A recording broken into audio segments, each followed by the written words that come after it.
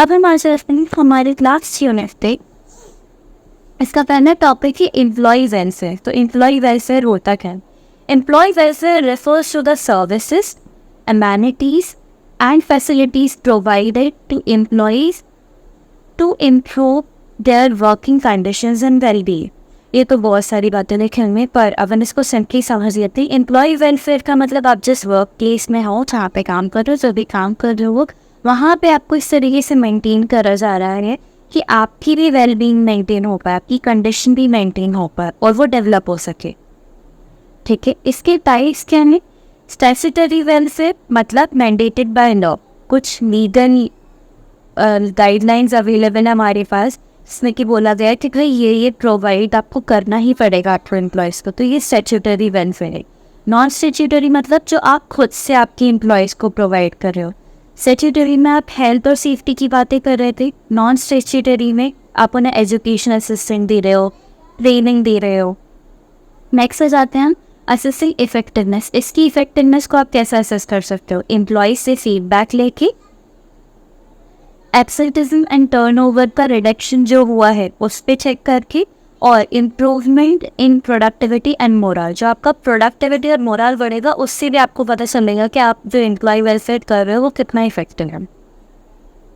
Next हमारा topic है IR, industrial relations. क्या होते हैं industrial relations? Industrial relations refer to the relationship between employers, employees, and their representative, and the institutions and associations through which such relationships are made. Industrial relationship का मतलब हर वो चीज़ जो industry में आ रही है। Employers जो आपको एम्प्लॉय करते हैं, एम्प्लॉयज़ जो ऑर्गेनाइजेशन के अंदर काम करते हैं, उनके रिप्रेजेंटेटिव्स, वो इंस्टीट्यूशंस या एसोसिएशंस जिनके थ्रू इन सब चीज़ों के रिलेशनशिप्स बने हुए हैं, कम्युनिकेशन बना हुआ है, इनके बीच की जितने भी रिलेशनशिप्स हैं ना, वो आपकी इंडस्ट्रियल रिलेशन में आ जाते हैं। Difference from HRM human resource management. तो IR और HRM डिफरेंट कैसे हैं दूसरे से? IR focuses on collective relation, वो कलेक्टिव रिलेशन पर बेस्ड है, ट्रेड यूनियन पे ध्यान देता है, कॉन्फ्लिक्ट रिजोल्यूशन पे ध्यान देता है। वेयर इज HRM जो है वो इंडिविजुअल एम्प्लॉय मैनेजमेंट पे ध्यान देता है, उसकी डेवलपमेंट पे ध्यान देता है और उसकी मोटिवेशन पे ध्यान देता है। इसके हम 3 ऑब्जेक्टिव्स पॉइंट होते हैं। Promote industrial democracy, industrial democracy को बढ़ाता है, फेयर वेज मेंटेन करता है और वर्किंग कंडीशंस अच्छी हैं कि नहीं है ये मेंटेन करता है। रिजॉल्व इंडस्ट्रियल डिस्प्यूट्स, इससे इंडस्ट्रियल डिस्प्यूट्स जो हैं उनका रेजोल्यूशन होता है। डिटर्मिनेंट्स क्या है? Economic conditions, legal framework, social and cultural factors. ये 3 चीज़ें डिटरमाइन करती हैं आपके IR को। सिग्निफिकेंस यानी कि इम्पोर्टेंस क्या है?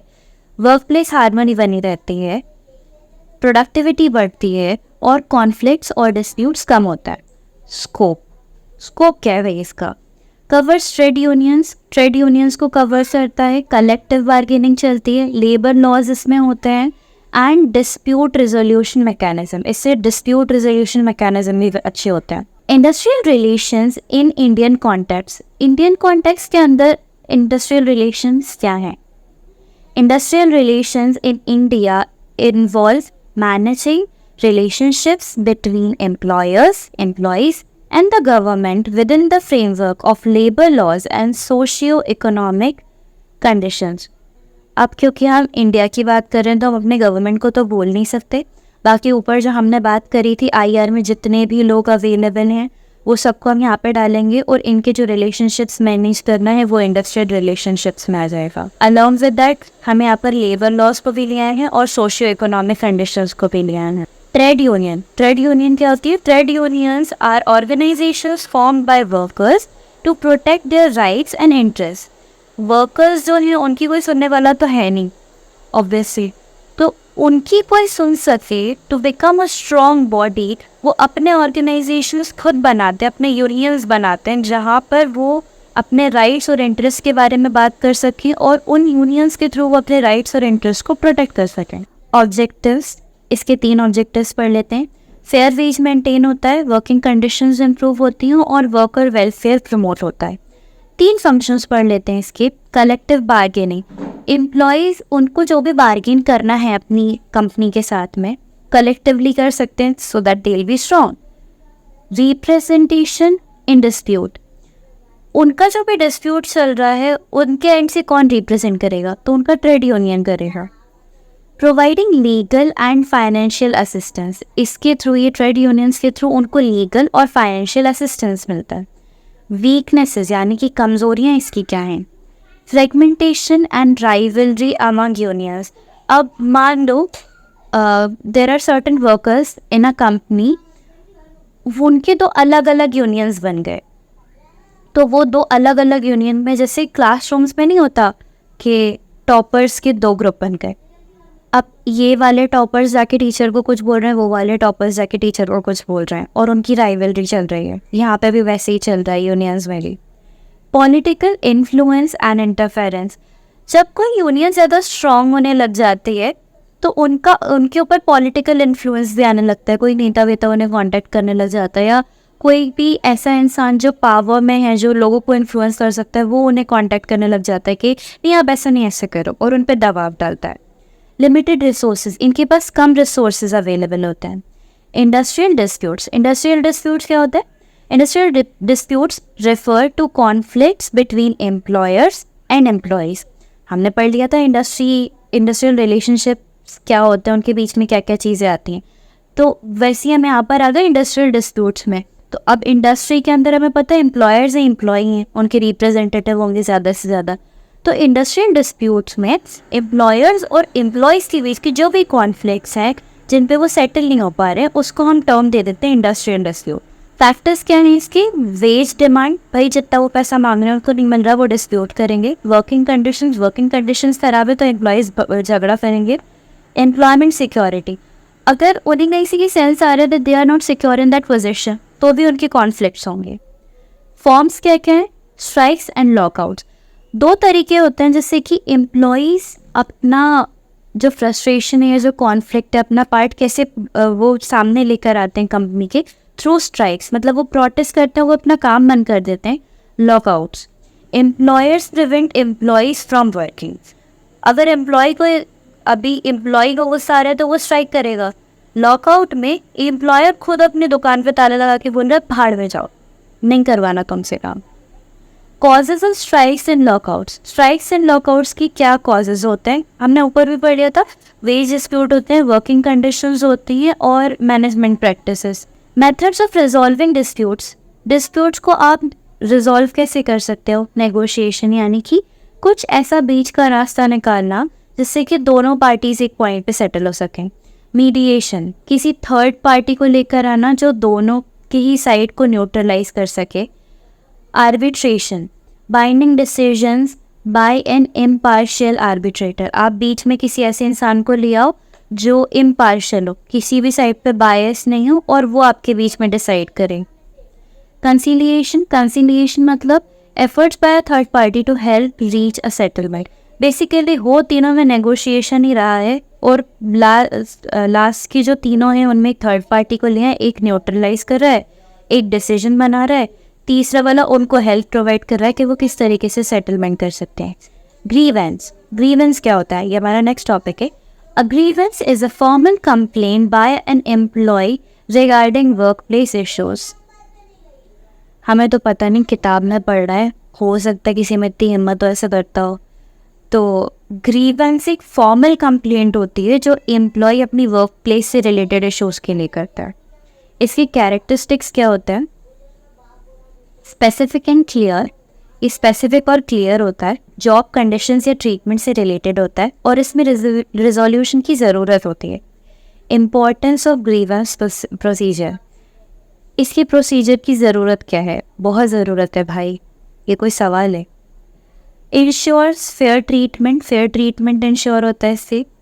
Provides a structured resolution process, resolution की एक स्ट्रक्चर्ड प्रोसेस बन जाती है। और रिड्यूसेस वर्क प्लेस टेंशन, जब एम्प्लॉयज़ को लगेगा that they are well heard and there are procedures through that they can be well heard, तो उनका जो वर्क प्लेस टेंशन है ना, वो अपने आप रिड्यूस होने लग जाएगा। Steps in grievance procedure, grievance procedure के अंदर स्टेप्स क्या क्या हैं? 4 स्टेप्स लिखे हुए हैं यहाँ पे। फाइलिंग अ कंप्लेंट, जब एम्प्लॉय एक कंप्लेंट फाइल करके अपना ग्रीवेंस सबमिट करता है। रिव्यू बाय सुपरवाइज़र, उसके सुपरवाइज़र उसको रिव्यू करते हैं और उसके ग्रीवेंस को एड्रेस करते हैं। Escalation, if unresolved grievance is escalated to a higher management, अगर उसके सुपरवाइजर्स नहीं चेक कर रहे हैं तो वो एस्केलेट हो जाएगा, हायर मैनेजमेंट पे चला जाएगा। रेजोल्यूशन, फाइनली वही तारीख पे तारीख होने के बाद में जब उसको फाइनल डिसीजन आता है तो उसको रेजोल्यूशन मिल जाता है। Grievance management in Indian industry, Indian industry के अंदर ग्रीवेंस मैनेजमेंट कैसे होता है? होता ही नहीं है। खैर, यहाँ पे 3 पॉइंट्स लिखे हुए हैं। एस्टैब्लिश क्लियर पॉलिसीज, आप क्लियर पॉलिसीज बनाओ। इंश्योर टाइमली रेजोल्यूशन, आप टाइमली रेजोल्यूशन मतलब ये नहीं उसको तारीख पे तारीख दिए जा रहे हैं, कोई सनी देओल आएगा तो ही कुछ हो पाएगा, नहीं, उसको टाइम टू टाइम पे रिजॉल्व करो। मेंटेन ओपन कम्युनिकेशन चैनल, अपने एम्प्लॉयज के साथ में ओपन कम्युनिकेशन मेंटेन करो। नेक्स्ट हमारा टॉपिक है empowerment. Empowerment involves giving employees the authority, resources and support to make decisions and take actions independently. Empowerment का मतलब आप एम्प्लॉयज़ को इतनी अथॉरिटी दे रहे हो, रिसोर्सेज दे रहे हो और वो सपोर्ट दे रहे हो कि वो डिसीजंस ले सकें और अपना काम इंडिपेंडेंटली कर सकते हैं। Wow. Factors affecting empowerment, 3 factors affect करते हैं एम्पावरमेंट को। ऑर्गेनाइजेशन कल्चर, ऑर्गेनाइजेशन का क्या कल्चर है वो डिपेंड करता है एम्पावरमेंट कैसा होगा वहाँ पे, कैसा नहीं होगा। मैनेजमेंट सपोर्ट, उनका जो मैनेजमेंट है उन्हें कितना सपोर्ट करता है। और उसके खुद के एम्प्लॉय के खुद के स्किल्स और कॉन्फिडेंस, ऊपर के 2 का नहीं पता, नीचे वाला सबसे इम्पोर्टेंट फैक्टर है। Conditions necessary for empowerment, clear goals and expectation set करने पड़ेंगे हमें, रिसोर्सेज को असेस करना पड़ेगा और प्रॉपर ट्रेनिंग और डेवलपमेंट हमें देने पड़ेंगे। स्टेजेस ऑफ एम्पावरमेंट क्या है? 4 स्टेजेस हैं। अवेयरनेस, अवेयरनेस का मतलब जब एम्प्लॉय अपनी खुद की नीड को, कि उसको एम्पावरमेंट की ज़रूरत है, उसे रिकग्नाइज करता है। एजुकेशन मतलब आप उसको वो रिक्वायर्ड स्किल्स और नॉलेज दे रहे हो जिससे कि वो अपनी एम्पावरमेंट के बारे में और समझ सके और आगे बढ़ सके। इम्प्लीमेंटेशन, आप जब उसको अलाउ करें, एम्प्लॉय को अलाउ कर रहे हो कि वो अपना खुद का डिसीजन खुद ले सके। Evaluation, assessing the effectiveness of empowerment, आप बाद में उसे एवेल्यूएट करो कि भाई अगर हमने इसको इतनी अपॉर्चुनिटीज़ दी, से इतना एम्पावर किया, तो ये उसका किस तरीके से यूज़ कर रहा है। बेनिफिट्स ऑफ एम्पावरमेंट 3 हैं। Increase job satisfaction, job satisfaction बढ़ जाता है, प्रोडक्टिविटी बढ़ जाती है और बेटर डिसीजन मेकिंग होती है। कार्यक्रम समाप्त। Bye bye.